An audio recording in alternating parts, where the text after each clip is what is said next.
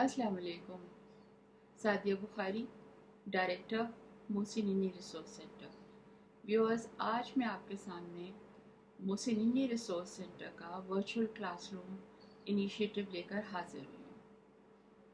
As a case in point آج ہم discuss کریں گے ڈیجیٹل رپورٹنگ اینڈ ایتھکس.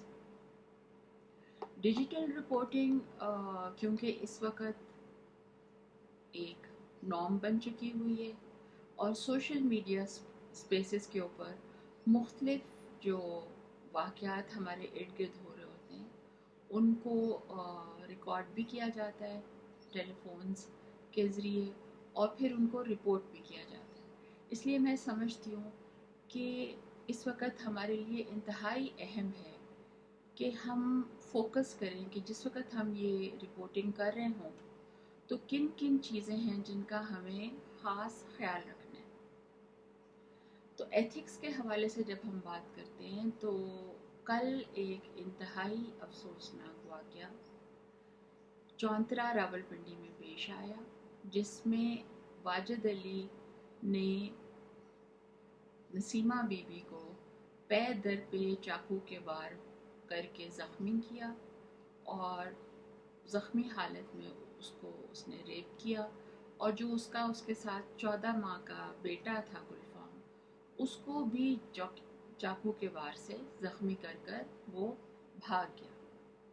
یہ جو انتہائی افسوسناک واقعہ ہے اس کی جس وقت رپورٹنگ جو ہے وہ ملک ولید اوان نے اپنے فیس بک پیج پہ اور اپنے انسٹا پہ کی ہے تو اس میں انہوں نے نسیمہ بی بی کا انٹرویو اس کی ویڈیو ریکارڈنگ بھی شیئر کی ہے.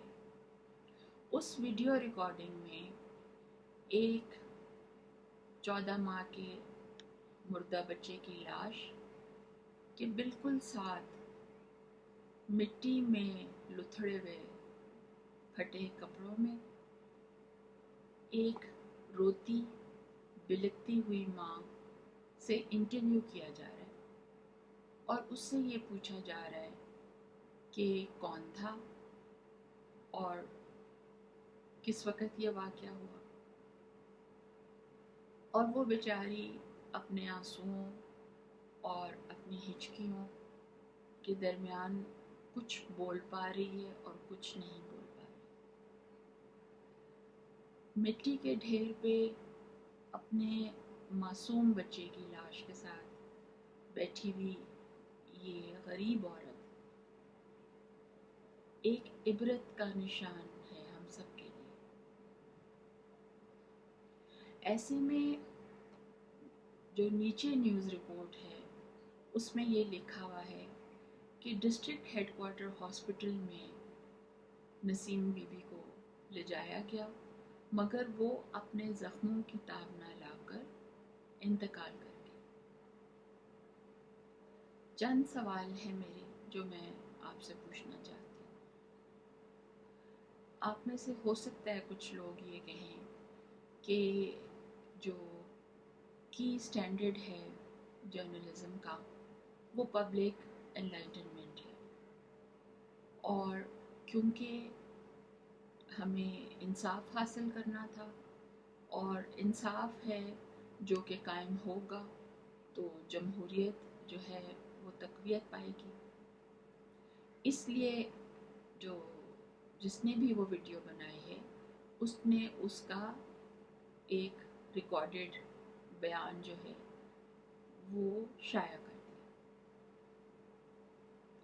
میں آپ سے ڈس ایگری کرتی ہوں اور میں آپ کو ایک اور جو اسی طرح کا شاٹ تھا جو کہ 1993 میں جب سوڈان میں فیمن آئی تھی اس وقت کیون کارٹنر نے لیا تھا جس میں ایک معصوم بچہ بھوک سے بلکتے ہوئے زمین پہ اوندھا پڑا تھا اور ایک چیل اس سے تھوڑی دور بیٹھ کے دیکھ رہا تھا کیونکہ وہ اس کے مرنے کا انتظار کر رہا تھا.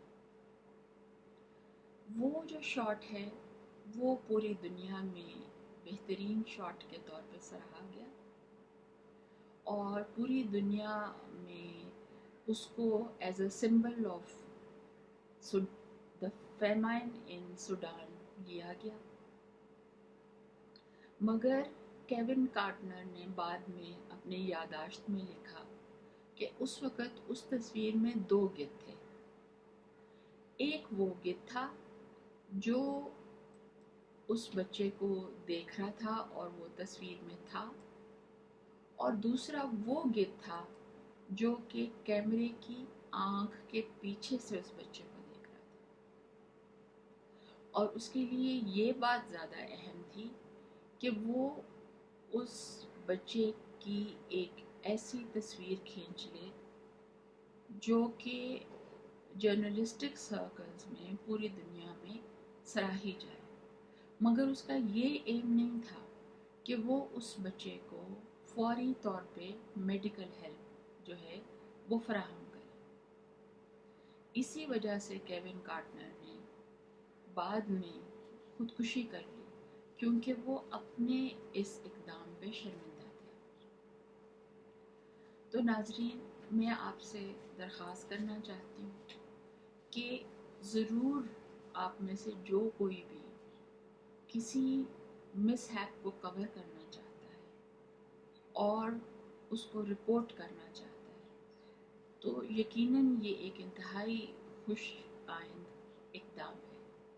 मगर इसमें साथ साथ उससे कहीं ज़्यादा अहम आपकी इंसानियत है। अगर नसीमा बीबी को जो वक्त ज़ाया हुआ है इंटरव्यू करने में, उस वक़्त उसको बरवक्त तिब्बी इमदाद पहुंचा दी जाती, तो शायद आज वो हमारे दरमियान में ज़िंदा होती।